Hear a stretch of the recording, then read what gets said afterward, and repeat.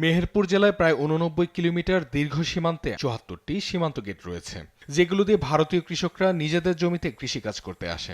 এই সীমান্তবর্তী এলাকায় নোম্যান্স ল্যান্ডে বাংলাদেশ ও ভারতের জমি মিশে আছে। সম্প্রতি পাক ভারত যুদ্ধ শুরু হলে বিএসএফ নোম্যান্স ল্যান্ডে ভারতীয় কৃষকদের প্রবেশে নিষেধাজ্ঞা দেয়। বিজিপিও মাইকিং করে সীমান্তবাসীদের সন্ধ্যার পর চলাচলে সতর্ক থাকার পরামর্শ দেয়। এতে উভয় দেশের কৃষকদের মধ্যে আতঙ্ক ছড়িয়ে পড়ে।